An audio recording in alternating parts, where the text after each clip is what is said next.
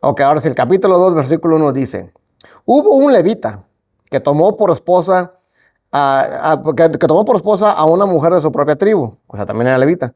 La mujer quedó embarazada y tuvo un hijo. Ok, aquí algo interesante, ¿verdad? Se nos menciona, bueno, primero que nada, quiero hacer una pregunta. ¿Por qué estaba la situación bien fea? ¿Verdad? Estaba bien fea. Y ellos están teniendo hijos en una situación tan fea. Y hago esta reflexión o quiero hacer esa pregunta porque hoy en día yo he escuchado, tengo jóvenes en mi familia que me han dicho que ellos se van a casar pero ellos van a tener hijos. Porque ¿por qué van a traer al mundo a hijos, a niños, a este mundo tan mal, tan perverso? No sabemos qué va a pasar en el futuro. Y se puede decir que tienen cierta validez, es una preocupación tal vez válida. Pero cuando estaba leyendo eso dije, a ver, creo que estaban mucho peor de que lo que estamos ahora. Y sin embargo siguen teniendo hijos, siguen multiplicando. Aquí dice que, ok, pues, tuvieron otro hijo, o sea, en medio de todo esto. Entonces, ¿estuvo mal o estuvo bien lo que hicieron ellos? Tenemos, sí, tenemos bien. A pesar de que la situación está bien. Sí, o sea, a final de cuentas creo que ahí es donde entra la fe, ¿verdad? Dios quería que ellos se multiplicaran y crecieran y sean fructíferos. Eso fue el mandato. Era lo que estaban haciendo. Y seguían teniendo hijos. Y si uno como cristiano, o sea, uno trata de inculcarle a nuestros hijos los valores cristianos, pues sí, nuestros valores, si nuestros hijos van creciendo y son los nuestros los que ya no quieren tener hijos, los únicos que van a estar en el mundo son las personas que no comparten nuestros valores. Entonces, pues, se va a poner más fea la cosa, sí. Ajá. Ahora, eso es un buen ejemplo. Si ellos hubieran hecho lo que los jóvenes de hoy en día piensan, porque estaba bien difícil la situación, ya no vamos a tener hijos. Mejor ya hasta que Dios nos rescate aquí, se acaba el pueblo de Israel. No hubiera habido Moisés, no hubiera habido Jesús. O sea, no hubiera habido Israel. Ahí se hubiera acabado. Entonces, aquí lo que vemos es que no, hay que, en fe, seguir obedeciendo al Señor y tratar de hacer lo que nos toca a nosotros, como hemos dicho muchas veces, y dejarle al Señor lo que le toca a Él. Y luego otra cosa bien importante también, que no se nos dice quiénes eran estas personas. No me dice, hubo un levita que se casó con una mujer levita también. Eso también nos dice que estas personas de fe, que hicieron lo que Dios quería que hicieran a pesar de que estaban en una situación tan difícil, no necesariamente tiene que ser alguien famoso, alguien con dinero, alguien con poder. Se puede decir que X personas. Uno más del montón. ¿Verdad? Y Dios utilizó a esas personas, a uno más del montón, como dice la hermana. Soy feo, pero no, o sea, son personas que mostraron fe. Eso nos dice a nosotros que también Dios nos va a utilizar y nos puede utilizar. Nomás hay que dejarnos utilizar. Hay que seguir obedeciendo al Señor. Pero tú no tienes que ser un gran orador, no tienes que ser haberte graduado de la high school, o digo, de la universidad, o ser millonario, ser rico. Dios te puede utilizar de muchas maneras. Pero nomás hay que dejarnos ser utilizados. Ok, vamos a seguir en el versículo 2. Dice, bueno, la mujer quedó embarazada, tuvo un hijo. Al verlo tan hermoso, lo escondió durante 3 meses. Cuando ya no pudo seguir ocultándolo, preparó una cesta de papiro, la embadurnó con brea y asfalto. Después puso en ella al niño y fue a dejar la cesta entre los juncos que había a la orilla del Nilo. Pero la hermana del niño se quedó a cierta distancia para ver qué pasaría con él. Ok, entonces aquí lo ocultó por 3 meses, pero ya de tiro ya no se podía. Lo iban a matar. Y ahora, ¿qué hizo? Esto lo hizo también en fe. ¿Cómo sabemos que fue en fe?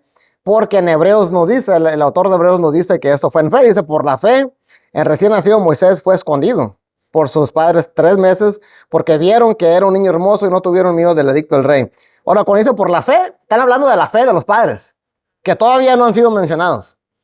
Pero están mencionados en hebreo, sin decir el nombre, todos están mencionados en hebreo como personas dignas de emular, de la fe que tuvieron. Por 3 meses los escondieron, imagínense. Las preocupaciones, ¿no? Cuando llora el niño, ay, cállate, trucha, vienen los soldados, ¿cómo lo hacemos? pero lo hicieron hasta que ya de tiro no pudieron, pues ya lo tuvieron que, tuvieron que hacer esto para salvarle la vida. O sea, literalmente, tuvieron que, o sea, la madre tuvo que, sus padres tuvieron que sacrificar en cierta manera a su hijo para salvarle la vida. Tuvieron que dejarlo ir para salvarle la vida. No lo tuvieron ahí con él, hicieron lo correcto. Ahora dice que en la canasta esa que lo pusieron, la palabra es teba, que significa caja, cofre, arca, arquilla. Es la misma palabra del arca de Noé. Es la misma palabra. Entonces vemos aquí una conexión, aquí como Dios salvó al mundo, primero antes por medio del arca. Aquí va a salvar al pueblo de Israel y obviamente por extensión al mundo, porque del pueblo de Israel iba a salir Egipto, iba a salir el Cristo, también en un arca, una arquilla, como dice aquí. En el 5 dice, en eso, la hija del faraón bajó a bañarse en el Nilo. Sus doncellas, mientras tanto, se paseaban por la orilla del río. De pronto, la hija del faraón vio la cesta entre los juncos y ordenó a una de sus esclavas que fuera por ella.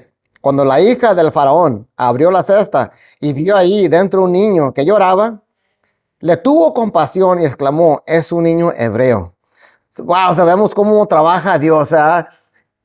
La persona, la hija de la persona que quería destruirlos fue la que lo encontró. En cualquier otro contexto, ella va y se lo da al papá y pues lo matan. Pero dice aquí que le tuvo compasión. O sea, al verlo dijo, le salió, no sé, lo materno, no sé, dice que vio al niño chiquito llorando y por algún motivo sabía que era hebreo. O sea, sabían, a lo mejor los hebreos y los egipcios no se miraban igual. He mirado pinturas de los egipcios, muchos piensan que eran de color oscura. Y los hebreos eran un poco más morenos.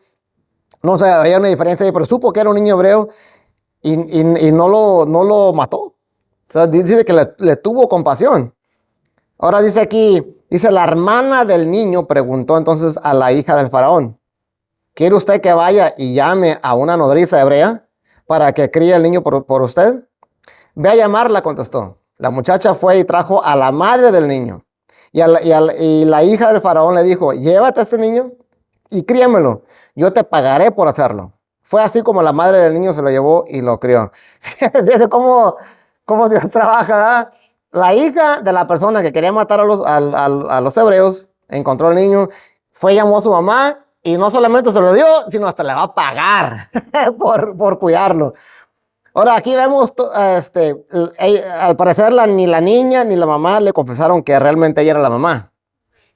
Y esa es la pregunta que había hecho la semana pasada con las parteras hebreas. Las parteras hebreas mintieron al faraón. Cuando dijeron, ¿por qué lo mataron? No dijeron, porque nosotros tememos a Dios y no le tememos a usted. Eso no dijeron. Nomás dijo, es que las hebreas son muy fuertes y pues tienen los niños luego y cuando llegamos ya nacen. O sea, ahí no le dijeron la verdad y comentábamos de que en situaciones así es preferible, aunque enfaticé, ¿sabes? No, que esto no es un pretexto para decir, las mentiras, podemos mentir de vez en cuando, no. O sea, era una situación de vida o muerte, literalmente, ¿verdad? Y tuvieron que mentir, así también aquí, no están siendo 100% honestos, pero estamos hablando de una situación de vida o muerte. Ahí se puede decir que sí es permitido mentir. Ok, entonces aquí ya pues vemos cómo da vuelta a la situación. Dios, obviamente es obra de Dios. Dice aquí, ya ha crecido el niño, se lo llevó a la hija de Faraón y ella lo adoptó como su hijo suyo. Además le puso por nombre Moisés, pues dijo, yo lo saqué del río. Con eso ya ha crecido, se calcula que más o menos tenía unos 3 años, porque a la edad de 3 años era cuando los destetaban, decían. Entonces a esa edad dice que lo adoptó como su hijo. Y eso en la tradición judía tienen muy alto a la hija del faraón, porque dice que no solamente pues lo rescató, ¿verdad? Gracias a ella, o sea, gracias a Dios que por medio de ella Moisés salvó. Pero dicen que lo educó muy bien, porque vamos a ver más adelante cómo era Moisés, qué tipo de persona era Moisés, y si ella fue la que lo educó, si ella fue la que lo crió. Dicen ellos, algo hizo bien. Dice en Hechos 7, cuando está Esteban, ¿se acuerdan de esa historia? Cuando lo mataron a pedradas. Les cuento más o menos la historia de Israel, y al contar esa historia dice esto. Dice, la hija del faraón lo adoptó y lo crió como su propio hijo. Dice, así Moisés fue instruido, o sea, fue educado por ellos en toda la sabiduría de los egipcios, y era poderoso en palabra y en obra. O sea, tenía las mejores escuelas, los mejores maestros, porque estaba en la casa real del rey. Eso es como ahorita decir, yo soy, no sé, soy hijo de Trump o de Biden, soy nieto, pues tengo las mejores escuelas, los mejores maestros, a todo. Así Moisés fue instruido en toda la sabiduría de los egipcios. Y cuando dicen toda la sabiduría, pues pienso en, él supo lo que era la cultura, supo lo que eran los dioses, supo lo que era tal vez las artes mágicas que tenían los sabios de Egipto, sabía todo eso. Y eso, o sea, va a ser bien importante tenerlo en mente más al rato, porque llegó a una situación en su vida donde tenía que elegir las riquezas, la comodidad o el sufrimiento. Tenía que elegir una o la otra. Ahorita lo vamos a ver más adelante. Dice, un día Moisés, ya crecido, fue a ver a sus hermanos de sangre y pudo observar sus penurias. De pronto vio que un egipcio golpeaba a uno de sus hermanos, es decir, a un hebreo. Aquí al parecer Moisés creció y todo entre los egipcios, pero sabía que él era un hebreo. Esto lo leí en varias versiones, en inglés también, y al parecer él sabía que él era un hebreo. Dice que fue, ¿mande? Su descendencia. Ajá. Entonces, fue creciendo en la sabiduría de los egipcios, pero de todos modos, como que dentro de él dice, no, yo soy hebreo, estos son mi familia, estos son mis hermanos. Dice, fue a ver a sus hermanos de sangre y miró lo que estaba pasando y todo esto. Ahora, ¿cuántos años tenía Moisés ya aquí? ¿Alguien se acuerda? 40 años. ¿Cómo sabemos? Porque en Hechos otra vez, cuando estaban hablando sobre esto, dice, cuando cumplió 40 años, Moisés tuvo el deseo de visitar a sus hermanos los israelitas. O sea, ya habían pasado muchos años. Lo que yo miro aquí es que a lo mejor él ya, no es que nunca haya observado las penurias, ya sabía cómo los maltrataban, ¿eh? Entonces iba a ir a ver qué podía hacer para librarlos. Esto como que lo insinúa Esteban más a rato. Esto vamos a seguir leyendo, pero fue a ver, porque como que ya sabía, dice. Y se miró entonces miró entonces a uno y otro lado, y al no ver a nadie, mató al egipcio y lo escondió en la arena, porque lo estaba golpeando, así lo leímos. Sí, se golpeaba uno. Entonces dice que lo miró uno y otro a ver qué pasó, a ver si no había nadie, y lo golpeó. También la manera en que lo explica Esteban, dice, al ver que un egipcio maltrataba a uno de ellos, acudió a su defensa y lo vengó, matando al egipcio. Moisés, y aquí es donde está lo que decía, Moisés suponía que sus hermanos reconocerían que Dios iba a librarlos por medio de él, pero ellos no lo comprendieron así. O sea, Moisés ya iba con la intención de librarlos, antes de que Dios le hablara. ¿Sí me entiendes? Entonces, aquí esto nunca lo había cachado hasta ayer que estaba haciendo esto. Vemos cómo es el tipo de persona que es Moisés. Él tiene un buen corazón. Él está viendo el sufrimiento de sus hermanos. O sea, él ya iba a ver qué podía hacer para tratar de liberarlos. Entonces dijo, pues lo voy a defender, estuvo dispuesto a matar con tal de librarlos. Dice que para eso fue, nada más que sus hermanos no lo comprendieron así.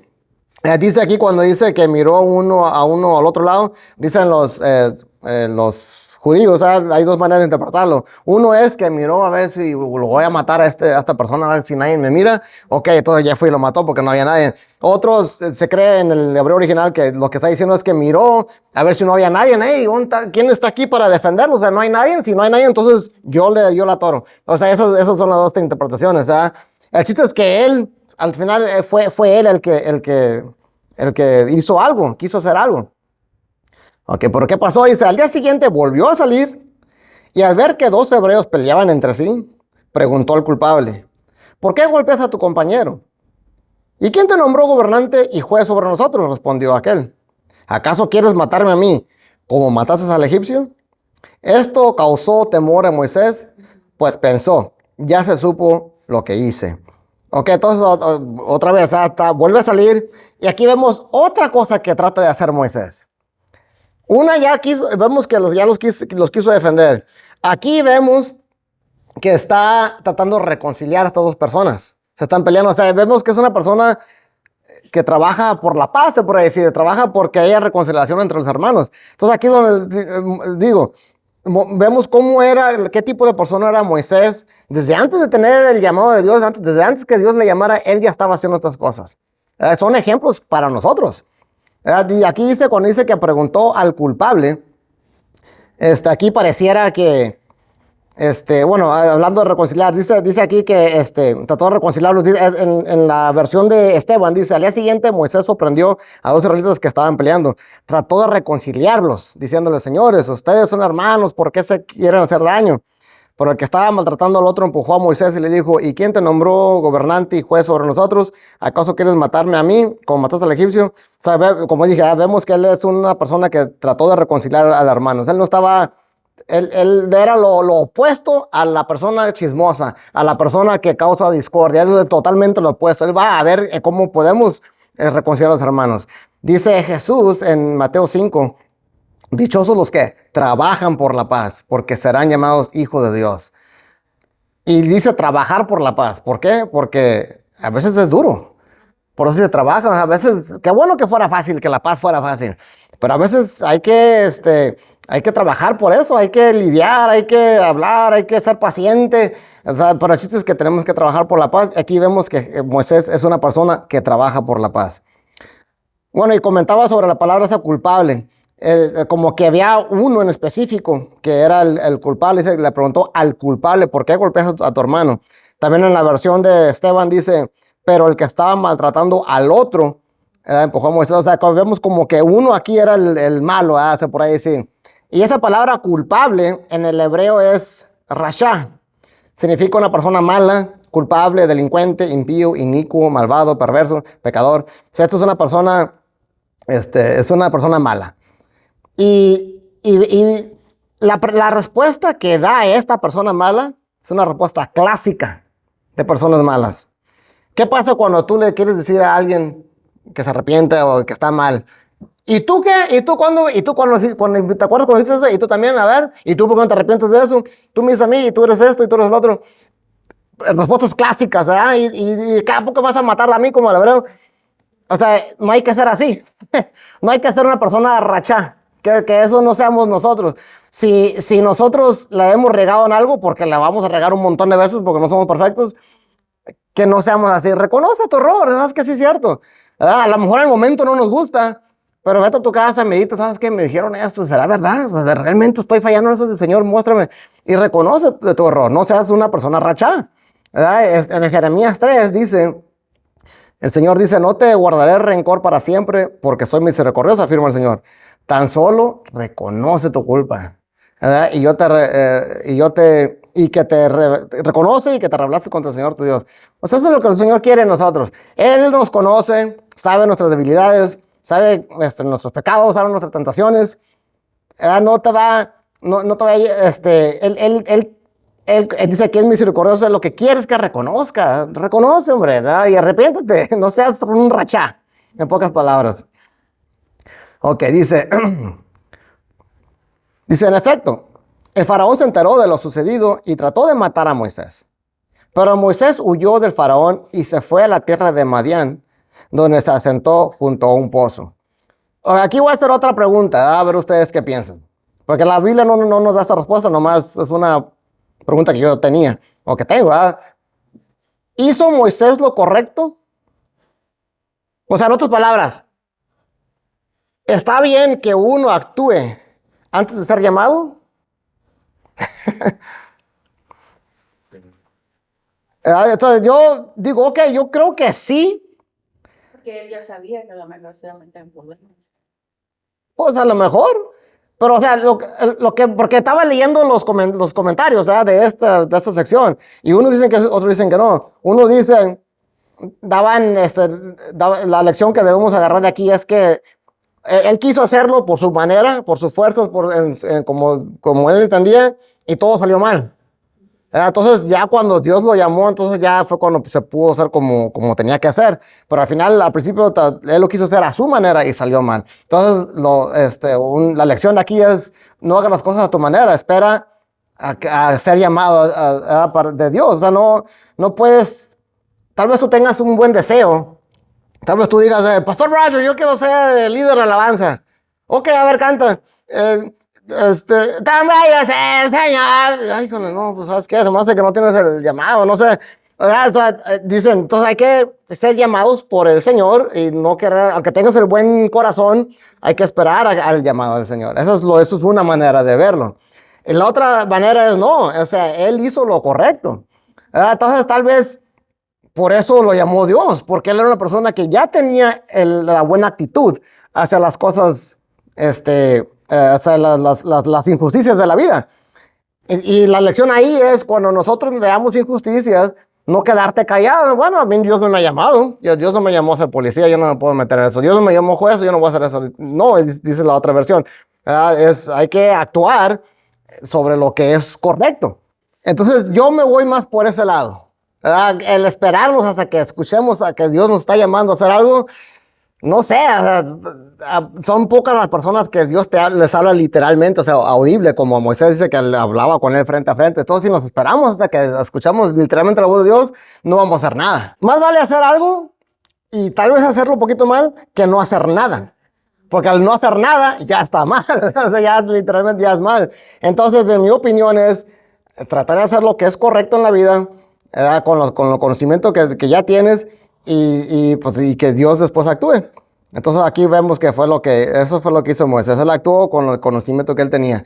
Madián ahorita está más o menos, dice, no se sabe exactamente dónde está, pero está cerca acá de la península del Sinaí.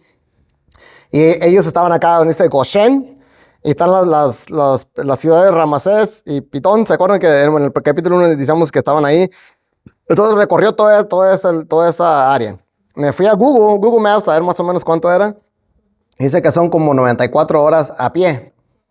Ajá, o sea, tomando en cuenta que tenía que dormir, tenía que descansar, tenía que cazar algo para comer, no sé, pues me imagino que se tardó unos 6, 7 días para llegar caminando. Se tuvo que caminar un montón. Hasta ahí llegó. Ok, dice, el sacerdote de Madián tenía 7 hijas, las cuales solían ir a sacar agua para llenar los abrevaderos y dar de beber a las ovejas de su padre. Pero los pastores llegaron y las echaron de ahí. Moisés intervino a favor de ellas, las puso a salvo de los pastores y dio de beber a sus ovejas. Ok, otra historia más que muestra la actitud de Moisés. El defensor, ¿verdad? El que pelea por la justicia. O sea, vemos, no lo había notado hasta apenas ahora que lo estaba leyendo y digo, wow, o sea, vemos cómo era él. O sea, otra vez, vio una injusticia ahí, vio que estos pastores estaban maltratando a estas personas, dice que intervino a favor de ellas porque eran mujeres. Y vemos que era valiente, porque dice los pastores. O sea, eran varios contra uno. No cualquiera se anima a hacer eso. ¿Verdad? Pero dijo, no, pues esto es una injusticia, yo me levanto y dice que se intervino a favor de ellas. Dice, cuando las muchachas volvieron a la casa de Reuel, su padre, este le preguntó, ¿por qué volvieron hoy tan temprano? Porque un egipcio nos libró de los pastores, respondieron. Hasta nos sacó el agua del pozo y dio de beber al rebaño. ¿Y dónde está este hombre?, contestó. ¿Por qué le dejaron solo? Invítenlo a comer. Como que ya era costumbre que estos pastores se aprovecharan de esas personas, ¿verdad? Porque el padre ya estaba acostumbrado que siempre llegaban tarde. Se le hizo raro que ahora llegaran temprano. O sea, como que ya era una costumbre. Y otra cosa aquí también. Dice que, bueno, vamos a seguir leyendo. Dice, Moisés convino en quedarse a vivir en casa de aquel hombre, quien le dio por esposa a su hija Séfora. Ella tuvo un hijo, el cual Moisés llamó Gersón, pues razonó, soy un extranjero en tierra extraña. Extranjero en el hebreo es ger. Entonces Gersón es como se parece al extranjero.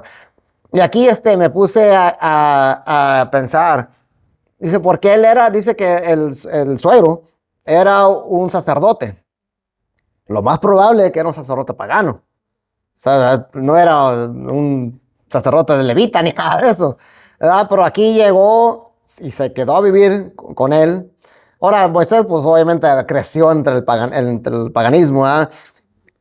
Podemos ver que a pesar de haber crecido entre esa cultura, él al final de cuentas decidió irse por esta otra cultura.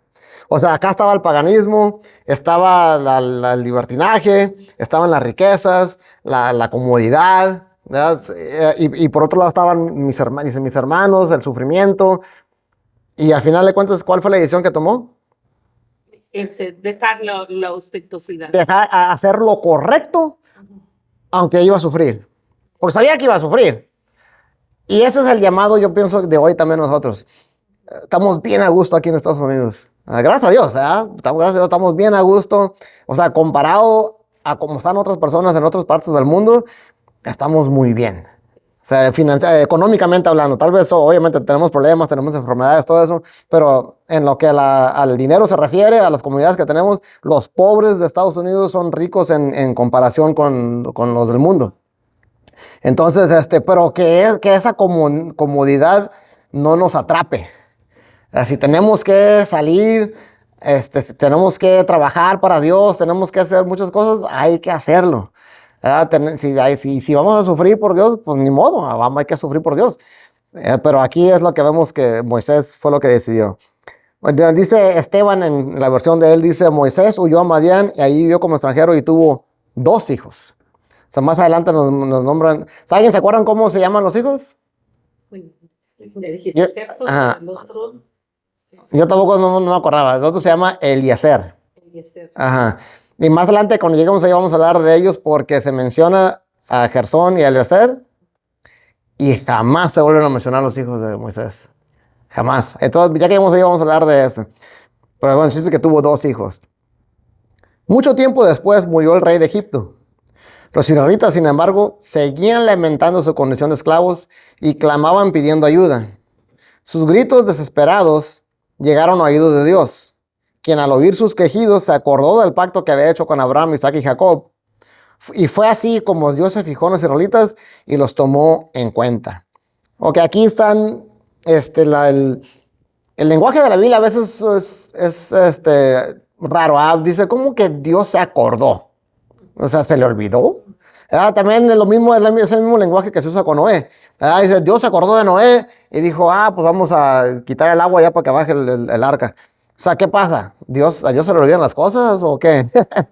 No, lo que dice aquí es que simplemente Él está a punto de actuar a favor de, como en los tiempos de Noé, pues a favor de Noé. Ahora va a actuar a favor de Abraham, Isaac y Jacob. Pues dice, se acordó del pacto que hizo con ellos. Y la pregunta que nos podemos hacer es, ¿por qué hasta ahorita? O sea, ¿cuántos niños ya han muerto ya? ¿Cuánto sufrimiento han pasado los israelitas ya? Pero a veces no podemos entender por qué Dios hace las cosas, por qué Dios permitió el holocausto, por ejemplo, cuando murieron se calcula que fueron como 6 millones de judíos. ¿Por qué Dios lo permite? Esa es la pregunta. Y pues no sabemos.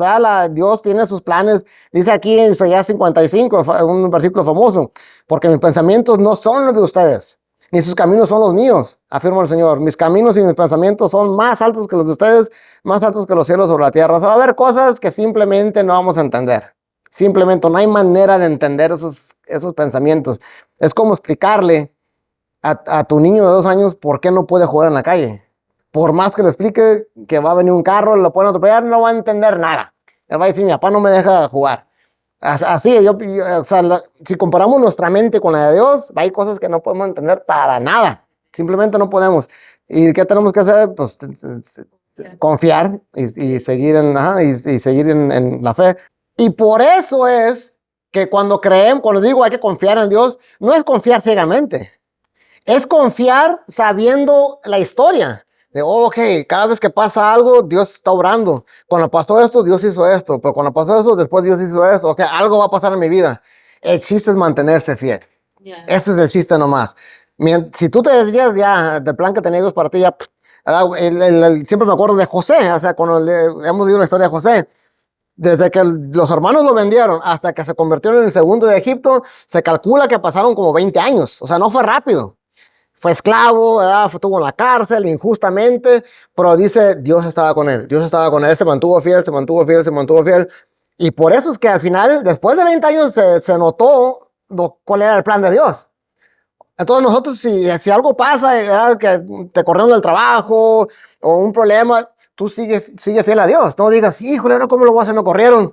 Y yo pues, voy a empezar a vender drogas, no, pues no, o sea, sigue siendo fiel a Dios, hay un plan para ti. Ya si tú empiezas a hacer cosas malas, pues olvídate del plan. Ok, entonces ahí ya se acaba este segundo capítulo, ya vemos que ya no está en Egipto, ya se fue a Madián. Ya el capítulo 3 vamos a ver ya es cuando Dios le habla desde la zarza. Y bueno, a verlo si se acuerdan. ¿Cuántos años tenía cuando Dios le habla de la zarza? No, pues ya habían pasado tus 40 años. Ya tenía 80. O sea, vemos historias de un versículo a otro, pasan 40 años, a veces no lo notamos. De un capítulo a otro ya pasaron 40, 20 años, 40 años. Sí, ese no, ya estaba ochentón, o sea, no era cualquier, ya estaba viejito. Pero bien fuerte, vemos que vivió hasta los 120, se más, o sea, otros 40 años más. Pero ok, eso ya lo vamos a ver la semana que